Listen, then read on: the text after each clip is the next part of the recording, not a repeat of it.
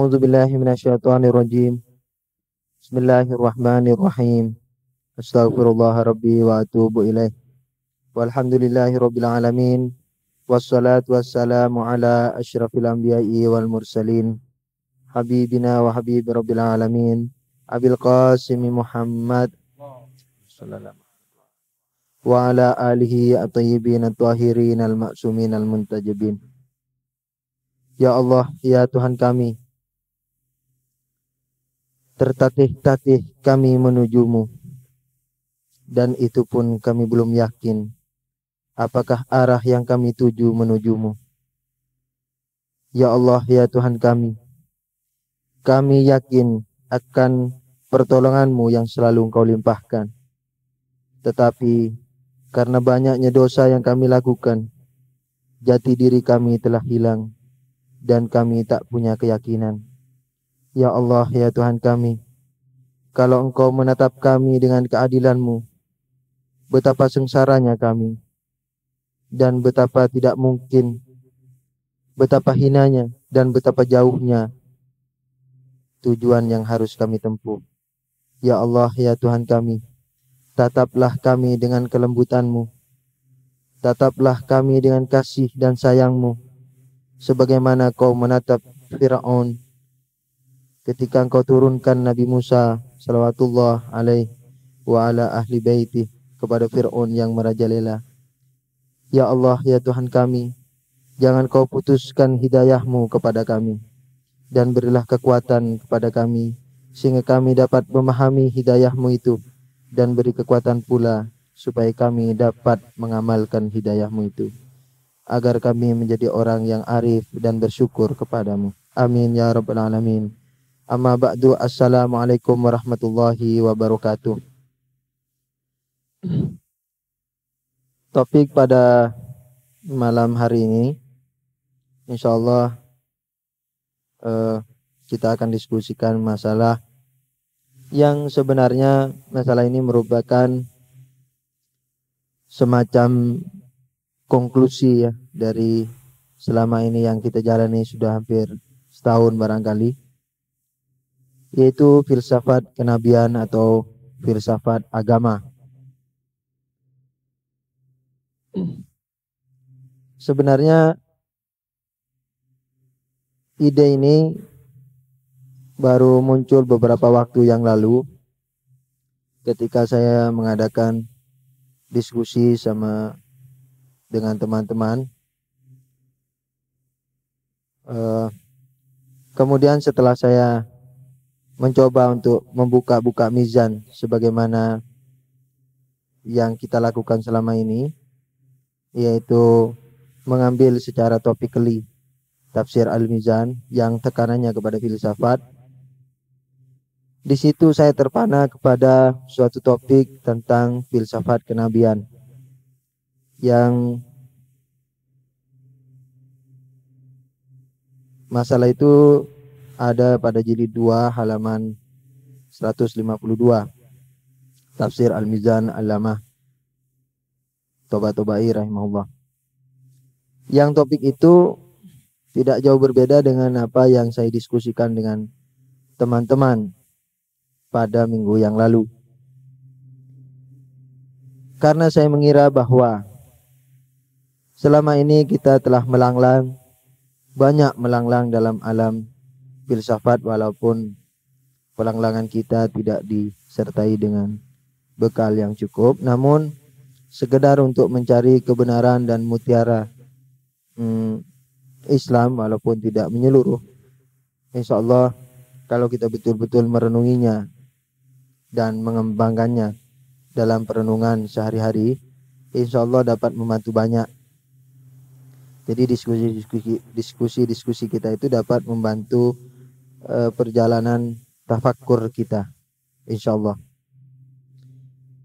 Kemudian dari perjalanan yang bersifat akli dan sedikit muluk-muluk, yaitu kajian filsafat, saya setelah mengadakan diskusi minggu lalu, kemudian setelah membaca Al-Mizan itu, ingin membawakannya pada malam ini karena saya sadar sesadar-sadarnya bahwa ternyata dalam Islam itu pelanglangan itu mempunyai banyak segi, minimal dari 2 segi, yaitu pelanglangan yang bersifat akliyah dan pelanglangan yang bersifat amaliyah. Nah, ini cocok sekali dengan filsafat kenabian. Ini sekedar mukaddimah ya, madkhal bagi diskusi kita malam ini. Sebagaimana Anda ketahui bahwa kehidupan sosial manusia ini yang dibekali dengan berbagai dimensi, semacam dimensi syahwat atau dimensi emosional, itu bisa mencetak pribadi-pribadi atau sosial atau mujtama itu berbeda-beda. Jadi fitrah manusia itu yang dibekali dengan berbagai bekal yang seyogyanya untuk dijadikan alat kesempurnaan bagi dirinya, dari sisi itu akan timbul beberapa perbedaan atau yang biasa disebut ikhtilaf. Saya dalam beberapa diskusi, saya tidak biasa memakai istilah manusia yang lemah, tetapi saya selalu memakai istilah manusia yang melemahkan dirinya. Sebab manusia ini yang sudah dibekali dengan fitrah yang tajam, kemudian akal yang canggih, itu sebenarnya sudah cukup bagi dirinya untuk mengadakan petualangan di muka bumi ini, sehingga dia disebut sebagai Khalifatullah. Memang secara kenyataan, karena manusia ini sering melemahkan dirinya, karena banyak sekali pekerjaan-pekerjaan yang bisa dia lakukan tetapi mengatakan tidak bisa, ya ini karena dia dipengaruhi oleh dimensi emosionalnya itu dan misalnya syahwatnya, maka penilaian terhadap suatu kebenaran menjadi relatif. Biasanya manusia yang biasa melemahkan dirinya ini, kerelatifan itu umumnya akan kembali atau ya bersumber dan akan kembali kepada setiap kepentingan pribadi, kepentingan keluarga atau golongan, atau bahkan ya kepentingan yang sebenarnya tidak berupa kepentingan, hanya berupa kepentingan misalnya hobi. Salah satu contoh, ketika suatu saat orang berhadapan dengan suatu kebenaran, tetapi karena posisi seseorang itu tidak mengizinkan dan memungkinkan untuk menerima kebenaran itu, akhirnya dia menyimpang daripada kebenaran itu. Begitulah sejak Nabi Adam salawatullah wassalamu alaih diciptakan Allah Subhanahu wa taala, perkembangan ikhtilaf, perkembangan perbedaan pendapat di kalangan umat manusia ini semakin semarak. Tentu saja dengan catatan harus diingat bahwa karena mereka banyak melemahkan dirinya, akhirnya perbedaan itu semuanya sebenarnya atau kebanyakan bermuara dan kembali kepada kepentingan masing-masing. Ketika manusia dalam kemelut yang sedemikian rupa seremnya ini. Karena apa saya katakan serem ya? Karena manusia sebenarnya setiap hari dia digerogoti, umurnya digerogoti, kesehatannya digerogoti, sedikit demi sedikit kesempurnaan badaniahnya, kesempurnaan makamnya di dunia ini terkikis dan akan segera sampai kepada suatu finishing yang membuat dia tak berdaya lagi, sehingga yang akan dihadapinya hanya pertanggungjawaban. Itulah yang saya katakan serem.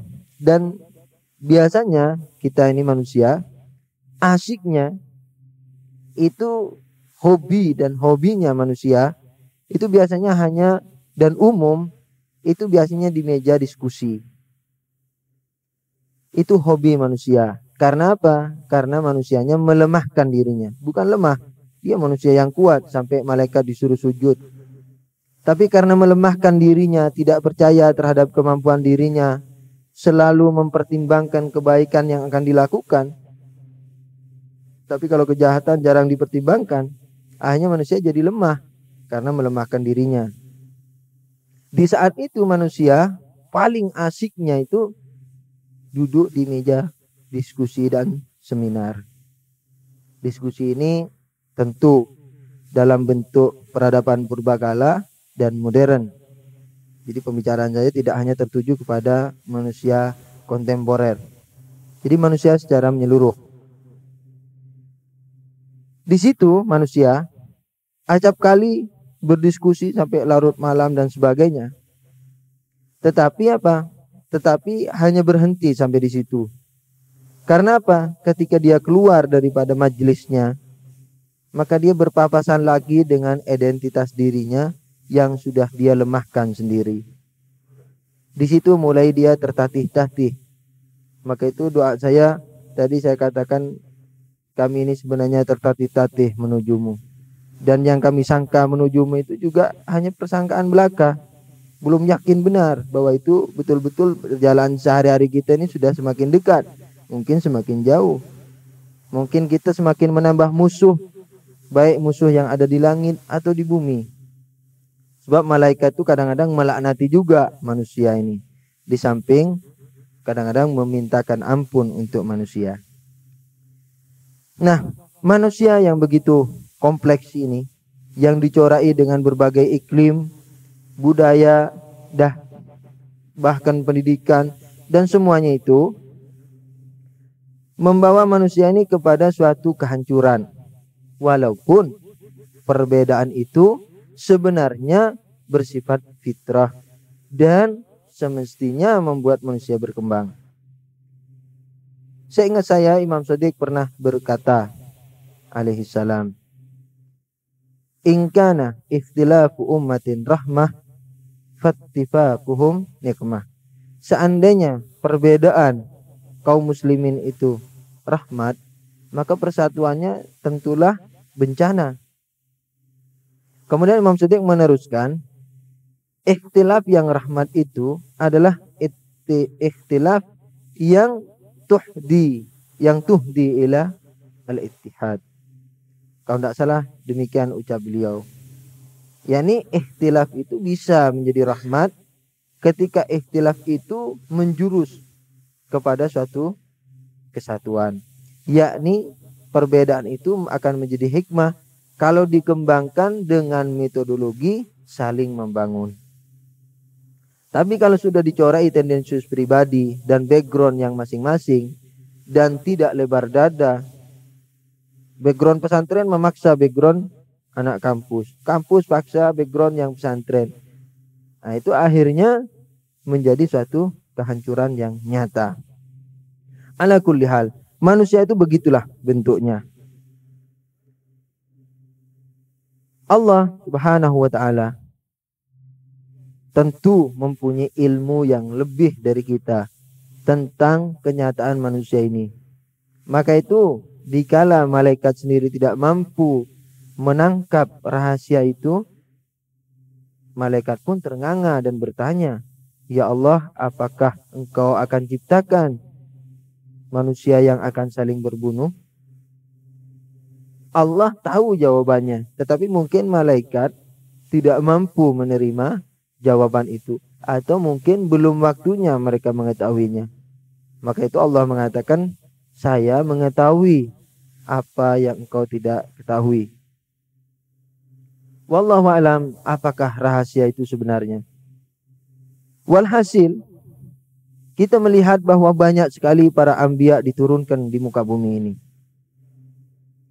untuk memberikan bimbingan kepada manusia, untuk mengajak manusia kepada kebenaran yang nyata. Ya kan? Ketika manusia berbeda pendapat, maka diturunkanlah seorang nabi untuk meluruskan suatu pendapat yang keliru dan menguatkan suatu pendapat yang benar. Atau kalau sama-sama keliru, semuanya diluruskan. Nabi sungguh bukan, jadi diturunkannya seorang nabi ke muka bumi ini sebenarnya merupakan pamungkas daripada rahmat ilahi. Tentu nabi dengan misionarisnya ya, artinya misalnya semacam imam. Jadi nabi dan para penerusnya, para imam, itu menurut hemat saya merupakan suatu pamungkas bagi rahmat ilahi. Artinya dengan agama itu tidak ada ampun lagi bagi manusia ini seandainya dia masih membandel terhadap kebenaran agama. Nah, manusia ini yang tadinya campur aduk, ya kan? Yang tadinya campur aduk, yang tidak tentu arahnya, kemudian diturunkan yang namanya Furqan atau agama. Dengan agama ini, sebenarnya agama ini pada asal mulanya merupakan suatu rahmat, kan? Tetapi kalau rahmat ini tidak difungsikan sebagaimana mestinya, maka dia akan menjadi semacam bencana. Bukan semacam bencana, menjadi bencana yang nyata. Sallu ala Nabi. Allahumma salli ala Muhammad wa ali Muhammad. Nah, kembali kepada masalah. Jadi agama atau nabi dan penerusnya yang biasa disebut imam itu merupakan rahmat pamungkas bagi tindak tanduk manusia di muka bumi. Jadi agama ini diturunkan agar menjadi jelas yang putih adalah yang putih dan yang hitam adalah yang hitam. Jadi ini nanti akan saya kembangkan kepada aktualitasnya ya. Jadi ini mukadimah ini perlu betul-betul menjadikan renungan kita sekalian. Jadi agama ini diturunkan ke muka bumi adalah untuk membedakan yang benar sebagai yang benar dan yang salah sebagai yang salah. Maka itu sering kita berdoa dengan Allahumma arinil haqqa haqqa farzuqna tiba'u wa arinil batila batila farzuqna istinabah. Tunjukkan kepada kami kebenaran sebagaimana ia dan berilah kekuatan untuk mengikutinya, dan tunjukkan kepada kami kesalahan sebagaimana ia dan berikan kekuatan untuk menjauhinya. Doa semacam ini bukan hanya hiasan di tengah malam atau di kalbu malam katanya orang-orang sufi atau irfan ya. Yang enak irfan lah, sufi ini sudah lewat masanya dan sudah kita diskusikan. Jadi doa-doa semacam itu bukan hanya merupakan semacam suatu keindahan yang biasa dilantunkan di kalbu malam oleh orang-orang yang tahajud, atau bukan hanya semacam hiasan yang dibacakan di awal atau setelah seminar dan diskusi-diskusi, Melainkan ketika Nabi memberikan contoh-contoh doa itu betul-betul dengan seluruh getaran batinnya, dengan seluruh darah dan ya maaf ini misalnya tulang dan sumsumnya membaca doa semacam itu. Dia membacanya dengan penuh, dengan satu sisi rasa khauf, takut, dan dari satu sisi rasa raja. Karena apa ya?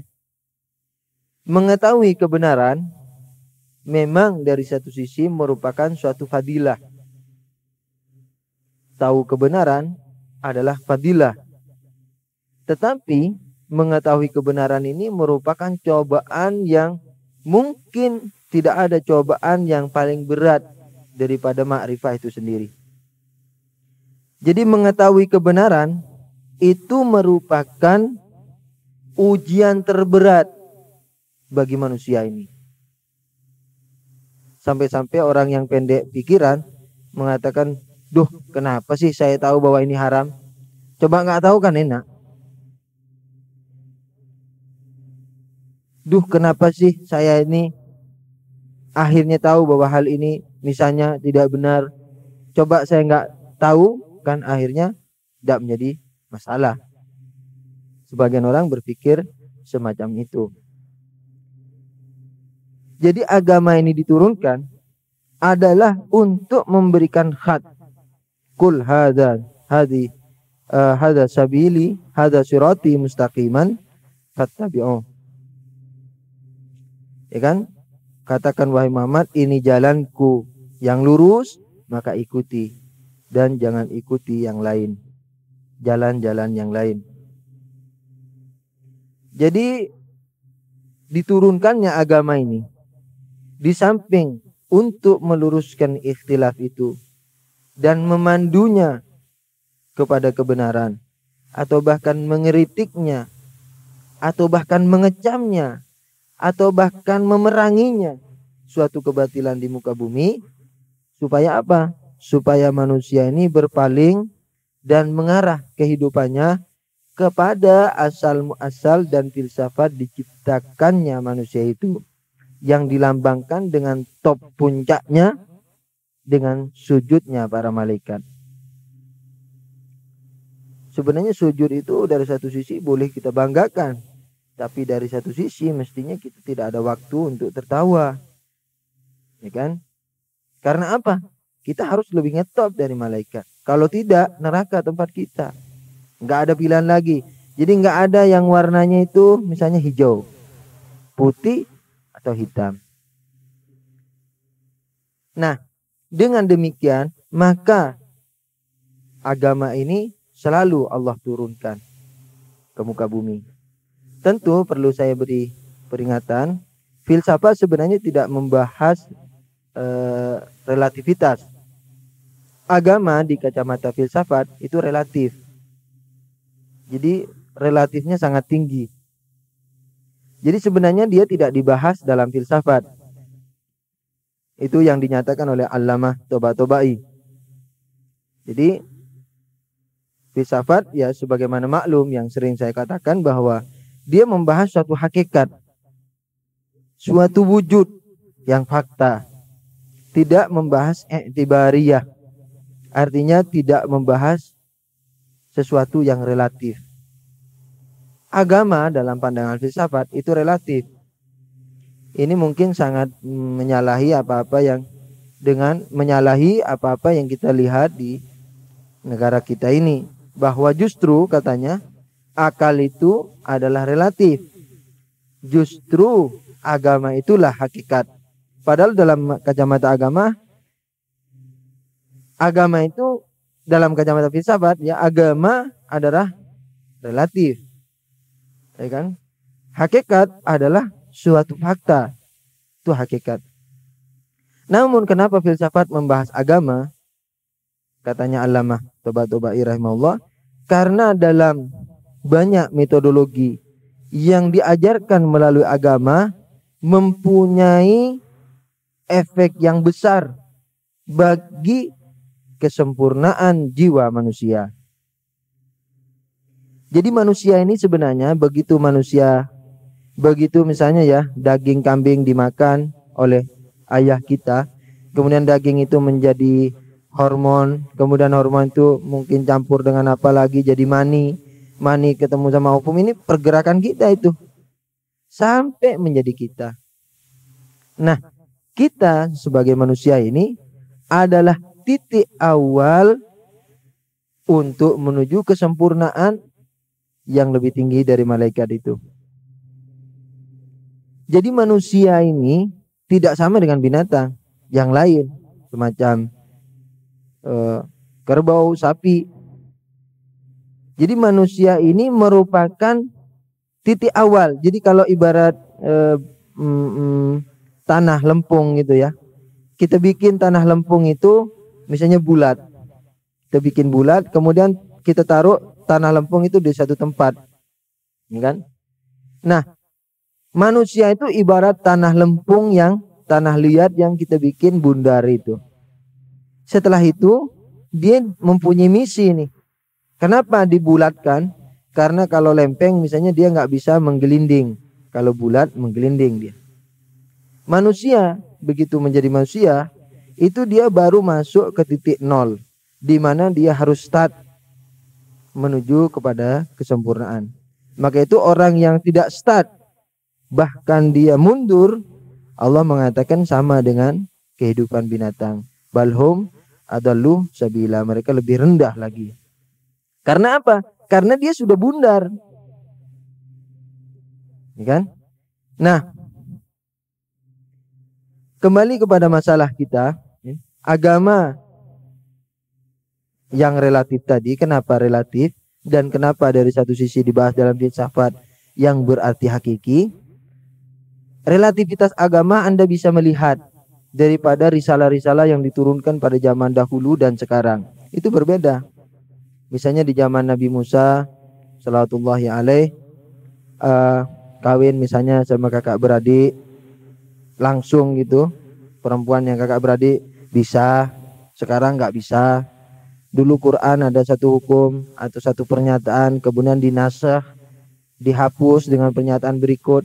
Itu relatif, menunjukkan kerelatifan agama.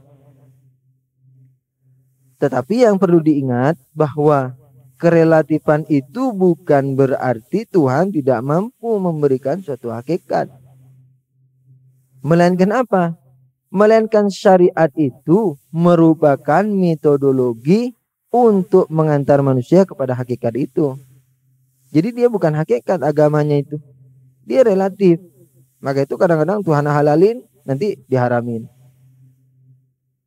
Nah, kenapa Tuhan halalin pada satu saat dan haramkan pada saat yang lain? Karena situasi manusia yang Allah ketahui. Dan itu bukan urusan manusia. Yang penting kalau halal kita makan, suatu saat haram kita tinggalkan. Itu saja tugas penghambaan kita. Dan Allah tidak main-main dengan agamanya itu. Jadi dari sisi ini maka tidak bisa disangkal bahwa agama relatif, ya kan? Relatif sekali. Nah, misalnya sholat dulu zaman Nabi Musa mungkin tidak seperti kita sholatnya. Zaman awal kenabian tidak ada mungkin perintah sholat semacam kita ini. Kecuali setelah misalnya Isra Mi'raj, perintah-perintah yang lain mungkin zaman dahulu nggak ada perintah-perintah yang ada dalam Islam sekarang. Padahal bermuara pada satu sumber hakikat, yaitu Allah Subhanahu wa Ta'ala. Rahasianya adalah apa? Nah ini terus rahasia ini yang disoroti oleh filsafat. Kenapa rahasianya? Rahasianya syariat tadi itu dapat membentuk jiwa manusia kepada suatu tingkatan-tingkatan. Di situ yang akhirnya hakikat. Jadi misalnya manusia yang tadinya nol, ketika dia beramal dengan agama, dia mentaati dengan baik agama itu, maka dia terbentuk jiwanya itu. Rohnya itu mempunyai wujud lain, mempunyai wujud dan bentuk lain yang sangat berbeda dengan orang yang ahli maksiat. Berbeda sekali. Karena mempunyai efek begitu, maka filsafat mensorotinya, nyorotin. Walaupun dia relatif, tetapi relatif ini memang Allah bikin sesuai dengan kemampuan manusia untuk membentuk jiwa manusia. Nah, jiwa manusia adalah suatu realitas dan hakikat. Disitulah filsafat ikut andil membahas syariat. Maka itu pada malam ini topiknya yang cukup muluk-muluk, yaitu filsafat agama atau kenabian.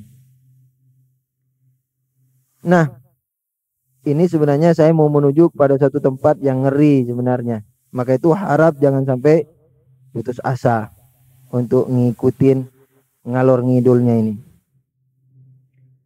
Jadi ketika Allah menurunkan dengan seluruh, artinya dengan makrifat atau dengan alimiah, dengan bukan alimiah ya, dengan ilmunya yang dia punya, dengan seluruh bukan seluruh kesempurnaannya, dengan martabatnya dia sebagai ilah atau sebagai Tuhan, telah dengan serius, kalau boleh saya pinjam bahasa manusia ini, serius sekali dan bukan main-main dalam menurunkan agama. Ya. Kalau sudah begitu, maka agama ini apa? Kesimpulan sementara yang harus kita ambil adalah merupakan sirat, merupakan jalan yang kalau diikuti selamat, kalau enggak celaka. Tentu bagi orang yang sudah tahu sirat itu. Kalau enggak tahu, itulah masalah yang lain. Justru agama ini datang untuk memilah itu, mana yang baik dan yang mana yang benar. Maka itu orang yang betul-betul taat kepada agama dijuluki sebagai Furqan. Al-Faruq, Faruq, Al-Faruq. Misalnya Imam Ali alaihissalam, salah satu julukannya adalah Faruqul Akbar, Faruq yang luar biasa. Jadi beliau nggak ada embel-embel dalam menilai. Lain halnya dengan bertindak, itu masalah lain. Masalah bertindak sesuai dengan relativitas agama tadi. Kalau orang nggak mampu memikul 10 kilo, kasih 5 kilo. Kalau sekiranya dikasih 10 kilo malah dia tinggalkan beban itu, maka kita nggak boleh ngasih dia 10 kilo. Cukup dengan 5 kilo. Walaupun mungkin dia dalam keadaan maksiat. Misalnya Anda lihat peminum khamr. Kalau saya larang minum khamr, saya tahu pasti bahwa dia akan bunuh orang tuanya misalnya, atau bunuh yang lain, tetangganya, karena dia stres. Maka ketika dia minum khamr, Anda tidak boleh melarang dia. Walaupun dia dalam keadaan dosa. Tapi Imam Malik kalau ditanya apa itu dosa, tetap dosa.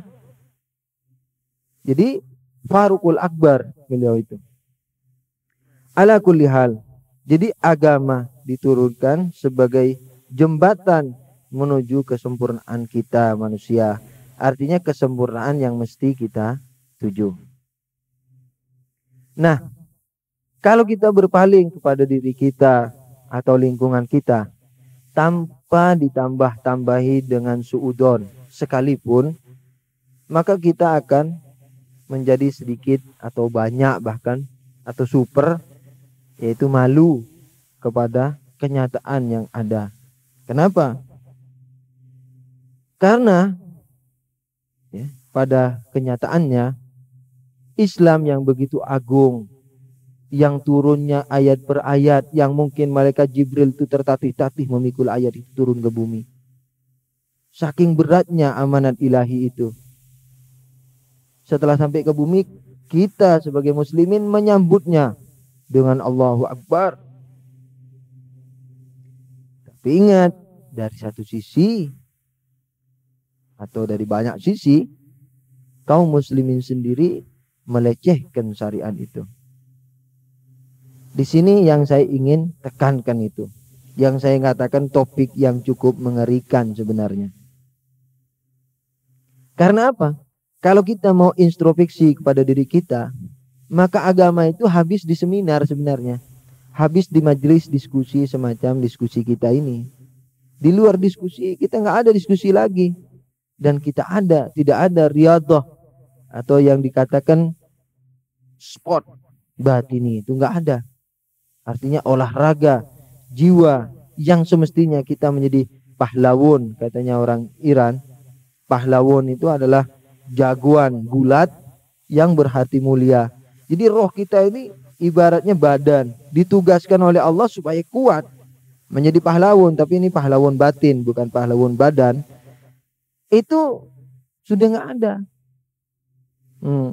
Jadi agama itu hanya hilang begitu saja dalam seminar, dan indah rasanya, dan begitulah enaknya beragama itu.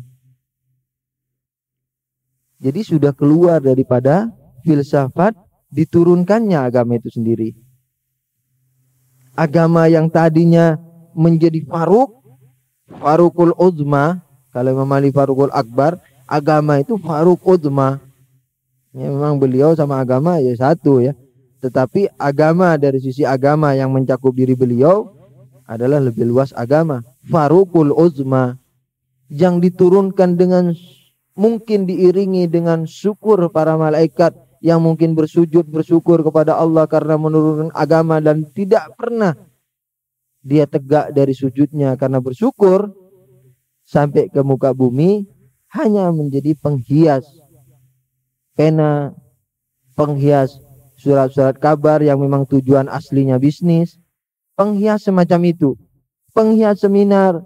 Apalagi memang seminar dibisniskan sih nggak apa-apa, cuman jangan sampai berhenti di situ. Mari kita coba berseminar sendiri dengan diri kita, dan bermunajat dan berseminar dengan malaikat yang mengitari kita.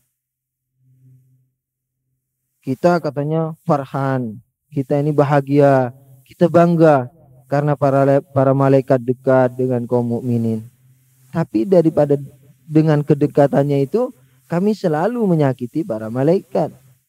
Umpamanya ibarat malaikat tuh nggak suka bebauan, misalnya nggak suka misalnya bebauan macam apa gitu ya.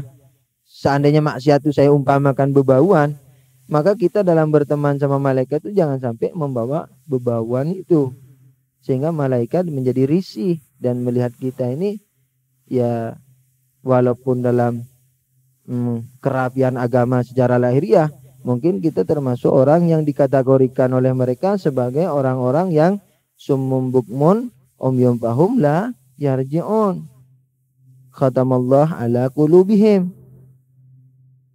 Coba bayangkan agama yang kita bela dengan seluruh kemampuan kita, ya kan? Tapi kita tidak mewujudkannya dalam diri kita dan rumah tangga kita. Dan kita ini yang sering bahkan melecehkan agama itu. Kalau seorang kafir yang melecehkan, langsung bakar, bunuh kalau mampu, ya kan? Maka itu di Indonesia ini atau di mana sajalah, orang itu sangat hati-hati kalau dia mau menulis tentang Islam, khususnya orang-orang yang di luar Islam. Tetapi ketika seorang mujtahid, seorang yang merupakan kepanjangan tangan para imam, memberikan fatwa-fatwa kepada kaum muslimin, katakanlah yang Syiah, itu tidak jarang di negeri yang ya cukup lumayan rusak semacam lingkungan kita ini ya, yang sedikit moralnya ini ya begitu saja, itu mendapat lecehan yang luar biasa. Padahal agama itu merupakan rahmat pamungkas, nggak ada rahmat lagi setelah ini. Jadi kalau kita mati tidak bertamassuk, lepas mau akidah Ahlussunnah wal Jamaah atau akidah Syiah ya, yang jelas kalau kita yakin itu dan dengan ikhlas kita teliti yakin kepada yang mana yang benar, itu masih dalam taraf ma'fu seandainya kita memilih yang salah. Yang penting apa? Aktualitas daripada apa yang kita yakini itu. Jadi nilai kebenaran itu bagi Tuhan tidak begitu penting. Yang penting, yang paling utama, kebenaran penting loh ya, bagi orang yang mampu memahaminya. Tetapi bagi seluruh manusia ditaklifi oleh Allah, ditugasi oleh Allah untuk mencari dengan sekuat pikiran dan kemampuannya dan mengamalkannya dengan ikhlas tanpa ada tendensiusnya. Itu tugas yang paling uzma bagi manusia, yang paling besar. Pelacakan kepada kebenaran itu merupakan tugas berikutnya, yang termasuk tugas agama manusia ini. Jadi harus mencari. Kalau tidak mencari, misalnya saya Syiah, saya tidak teliti Sunni umpamanya, terus ahli sunnah yang benar di hadapan Tuhan, saya akan mendapatkan siksa dari Allah Subhanahu wa ta'ala. Atau sebaliknya, saya ahli sunnah wal jamaah, tidak meneliti Syiah, dan ternyata di hadapan Tuhan Syiah yang benar, ini ada kemungkinan besar akan mendapatkan siksa. Jadi tugas kita adalah mencari dengan sepenuhnya. Dan ingat, ketika mencari, boleh kan ngadain seminar, ngadain diskusi, cetak buku, cetak buletin, boleh itu, dan itu lazim.